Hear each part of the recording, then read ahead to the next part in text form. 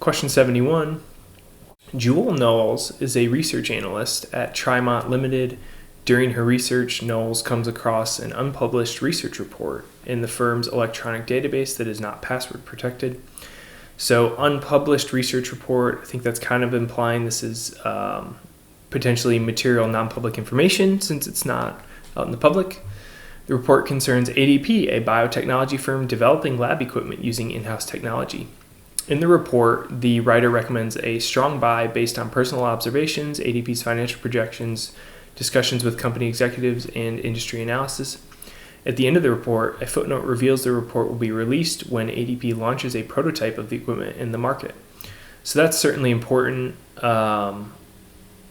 We haven't given the report out yet, and they're kind of waiting for this launch to do so because they probably think this is important for the stock to do well, for their strong buy recommendation. After reading the report, Knowles decides to add ADP shares to her investment portfolio. Can Knowles most appropriately be recommended to purchase a stock? So can we purchase a stock? We've got no, yes, or yes. I think without even reading the rest of the questions, we can go with A, no, she shouldn't, because this is likely material non-public information, which we should not act on. So we've got no, she is not permitted to act on material non-public information. That'll be our correct answer. Question 72. Walter Stewart, the chief investment manager at Carl & Matthews, known for their asset management services, is attending an official investment conference. In a conversation with Marie Lance, a philanthropist planning to establish an investment fund for a charitable foundation, Stewart mentions that one of his former clients had been interested in donating to a similar cause. He then offers to provide Lance with the contact details of this former client. Is Stewart most likely violating the CFA Institute standards of professional conduct concerning client confidentiality? So we're looking at client confidentiality, and right off the bat, it seems like he probably did violate because he's talking to Lance and then he's providing contact details of his former client. And just because it's a former client doesn't mean we don't have confidentiality anymore. So we still have client confidentiality. Let's look at these answers though. So yes, he violated because he is offering to share a former client's contact information without their consent. Correct. I think he should get their consent first. Even though they're a former client, you still have to keep confidentiality, and we certainly shouldn't be giving out contact info that would break confidentiality. B, no, because the client is no longer associated with him and thus confidentiality does not apply. That's not going to be true. Then we could kind of just throw whatever information out there we wanted to on former clients, which would not be and have that be okay, which is certainly not a good thing. C, no, because he is not revealing any specific confidential information about the client's investments or personal details. Well, contact information is certainly personal details, so we can rule that out and stick with yes, we violated. Question 73, which of these is most likely not one of the issues a verification report must confirm? So two of these are going to be things we want to know in a verification report, and one is not. I think this is referring to verification of GIPS compliance. A, justify whether all of the members of the Administrative Decision Tribunal are financial experts. B, determine whether a firm has complied with all firm-wide composite construction requirements. Yes, this sounds like it is definitely part of the process. And C, proof of whether processes and procedures are designed to calculate and present compliant performance results. That is also part of the verification process. So I think we can go with A. I think after reading A, I was a little skeptical that was the answer, but it seemed like it was at first. So it's always good to go down the list, rule out what you can if you're unsure. And, financial expert is a pretty broad term, and it's not going to be up to the verifiers to kind of determine whether someone is or is not a financial expert. And it's not necessarily a requirement of being GIPS compliant. Answer A. Question 74. Catherine Tyke serves at a brokerage firm. The firm executes trades for client accounts directed to it by Kyle Investments, an investment management firm. Tyke has had an excellent performance year, generating substantial capital gains for several client accounts. Kyle's CEO offers Miss Tyke a fully paid cruise trip to the Maldives. To appreciate her exceptional performance, according to the standards of practice handbook, Tyke should most likely A. Decline the offer as the additional compensation is excessive. This could be our answer. Declining this is not a bad idea. The second part, though, whether it's excessive or not, is pretty subjective. I mean, the standards don't give some dollar amount or anything. And that's really just because it's all relative. I mean, if Catherine Tyke is a newly minted college student fresh out of college and is very young and not making a ton of money or has a low net worth, then wow, a fully paid cruise trip seems really nice. But if her net worth is in the millions and millions of dollars and she's been working at the firm for a while, a cruise trip may not be that big of a deal. So long-winded way to let's keep A on the table, but doesn't seem like it will probably be our answer. B, accept the offer and notify her employer afterward. So that's going to be a no-no. We need to notify the employer first if we're going to accept. B, obtain written consent from her employer before accepting the offer. This seems like the best option if you want to do something like this, and it seems like it's on the borderline of excessive. Always good to get consent from the employer first. So we can rule out A. Renee Irving is part of 5 analysts developing a research report on a pharmaceutical company. Irving strongly believes the stock should be rated as a weak hold. Her recommendation is based on a discussion with a medical expert who believes the company's latest drug has more side effects than originally claimed. Her team members are of the collective opinion that her recommendation is too conservative and that a hold recommendation is more appropriate given that the drug has provided promising results in numerous trials. Irving disagrees with the group's recommendation. Irving's most appropriate course of action would be to. So we've got A, request for a change in assignment. You could do that. I think the key here is Irving says weak hold, and the rest of the team is recommending hold. So they're really not that far off in their recommendation.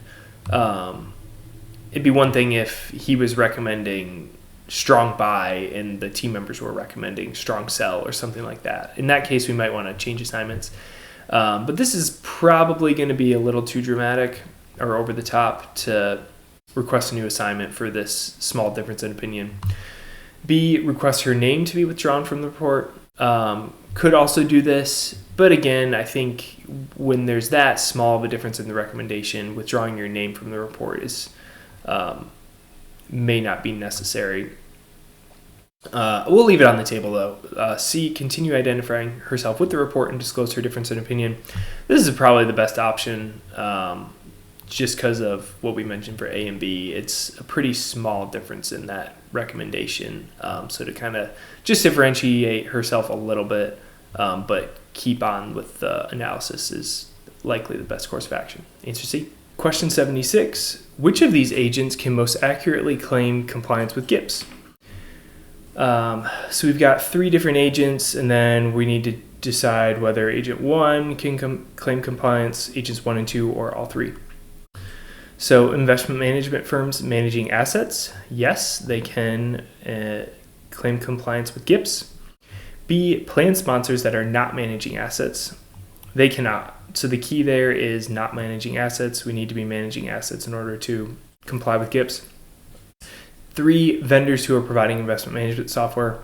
That's also going to be a no. Like the plan sponsors, they are not managing assets. So we'll go with A, agent 1, since only investment management firms manage assets. Question 77. A non-governmental organization starts a movement to protest against increasing pollution and requests for relocation of factories.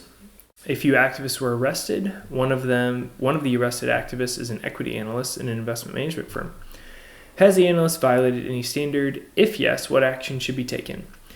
So we've got no, yes, or yes. So under the standards, any protests related to personal beliefs is going to be okay, as long as the protest is not is lawful and not doing anything crazy. If you're rioting and vandalizing property and breaking laws, that's going to be an issue. But there's no indication of that here. It's just a protest against pollution. And it's also organized by an NGO, so it's probably a good organization that doesn't have any bad motives or anything like that.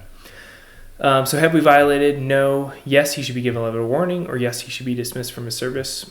We can confidently go with no violation. Question 78, which of the following is the most appropriate practice of a firm with a firewall policy implemented for its research and investment banking decisions?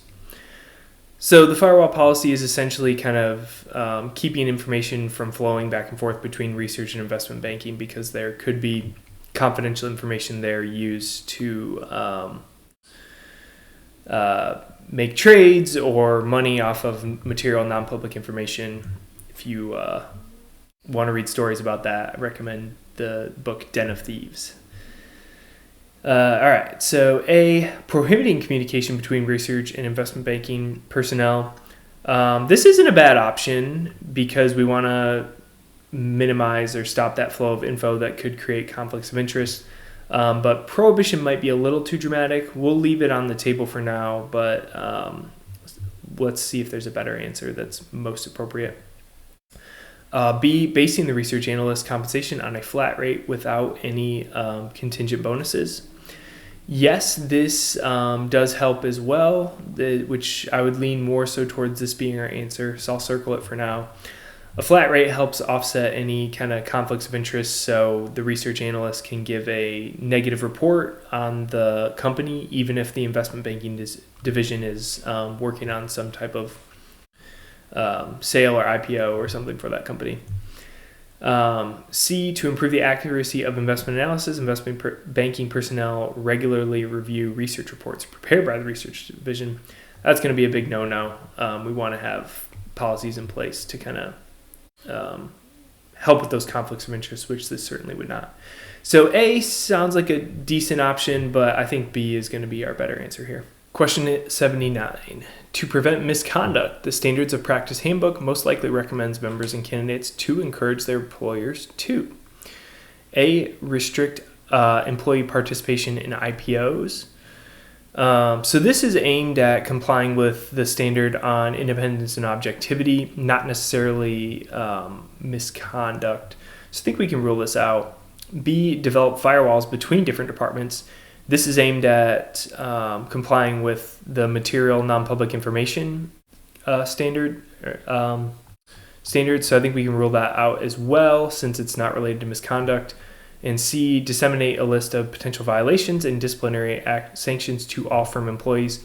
Yes, this will be our answer. This will have us, gives us a list of everything we should try and avoid and not do in order to kind of prevent misconduct. Answer C. Question 80. Samantha Town is a portfolio manager at Wallace Associates, situated in Dallas, Texas. This year, Town has delivered exceptional performance for one of her client accounts. In exchange for the performance, her client has offered her 2 front row tickets to an opera and the opportunity to meet the stage cast after the show. To ensure she does not violate the CFA Standards of Professional Conduct, Town's most appropriate course of action would be to A, reject the offer. This would certainly be an appropriate course of action. Rejecting the offer is always not a bad idea. We don't have to, so I'm going to leave it on the table for now, but we'll see if there's a better answer. B, inform her employer after attending the opera show. That's going to be a no. We would want to tell them before we accept the tickets if we're going to accept it. And then C, accept the offer after obtaining written permission from both parties. So both parties being the client and her Samantha Town's employer, Wallace & Associates. So we've got either reject or accept after written permission. As long as our employer and client sign off on it, then we should be okay here to do this. We don't necessarily need to reject the offer. Answer C.